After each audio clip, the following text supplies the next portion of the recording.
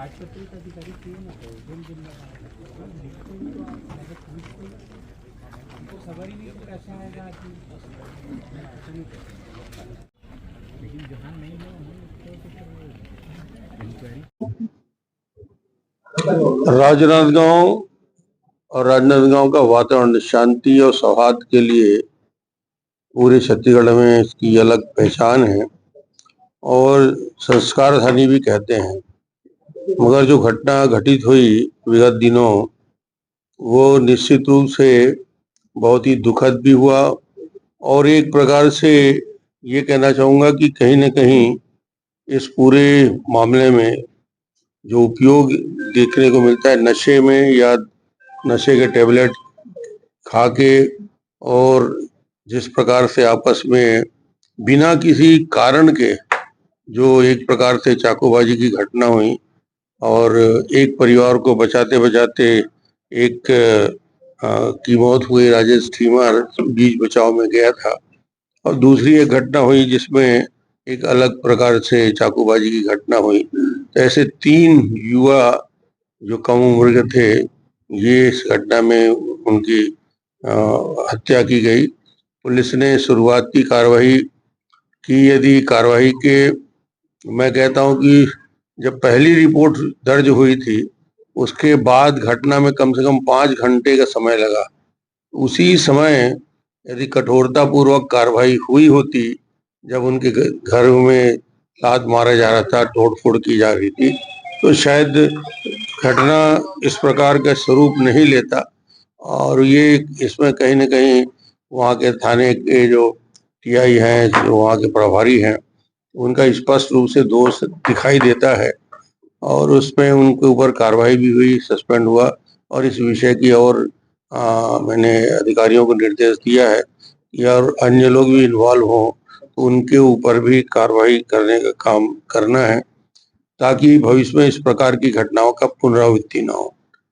उन वार्डों में जो एक प्रमुख मांग मैं देखा वो नवापारा से लेकर इस पूरे वार्ड में चिखली तक के बीच का जो गैप है वो काफी लंबा हो जाता है।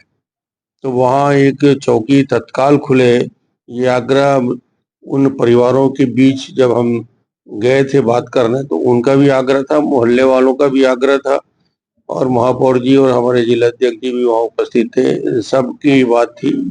मुख्यमंत्री जी से बात हुई है और तत्काल उन्होंने कहा है कि हम जल्द से जल्द वहाँ पे नवापारा नवा गांव में एक चौकी की स्थापना करेंगे।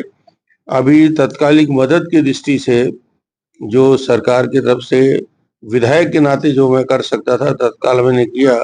बाकी आगे भी मैंने कहा है कि उस परिवार की चिंता करेंगे। किशन राजपूत को स्वैच्छानुदान में, राजेश ठीमर को और सचिन मानिकपुरी को 1-1 लाख रुपया, किशन राजपूत के परिवार के लिए अनुकंपा नियुक्ति और राजेश ठीमर की पत्नी पढ़ी लिखी है, उसको प्लेसमेंट में 12वीं पास है बता रहे थे, उसको भी नौकरी की व्यवस्था और आने वाले समय में उस क्षेत्र में और पूरे राजनांदगांव में बेहतर कसावट के साथ इस प्रकार का ड्रग जो टैबलेट ले रहे हैं, शराबबंदी, जुआ के खिलाफ और सतत अभियान की आवश्यकता है। इस घटना के साथ नहीं, घटना का जन्म तब होता है जब इस प्रकार की घटनाएं लगातार वाकया चलता है और वहाँ पे उन्होंने कहा कि सुरक्षा के लिए अभी लगातार वहाँ गश्त रहे, पुलिस की उपस्थिति रहे और कैमरे लगाए जाए। तो ये सामान्य विषय थे। इस विषय में भी सहमति बनी है कि उसको वहाँ पे जो सेंसिटिव एरिया है उन इलाका में कैमरे भी लगाए जाए, गश्त हुए और चौकी हम जल्द से जल्द खोलने का प्रयास करेंगे। और इन परिवारों को मैंने कहा है कि आप हमारे परिवार के लोग हैं, विधायक के नाते, यहाँ के जनप्रतिनिधि के नाते हम सब का दायित्व है कि आने वाले समय में भी उस परिवार की जो भी बेहतर हो सकती चिंता करेंगे। डॉक्टर साहब, आप सौहार्दता के प्रतीक हैं और राजनांदगांव संस्कार धनी। अभी इस टाइप के इंसिडेंट में व्हाट्सएप में जो हमारे यहाँ टिप्पणी का ये हो जाता है और उसमें तो तनाव बहुत ज्यादा हो जाता है, इस पर आप क्या संदेश देना चाहेंगे आपको?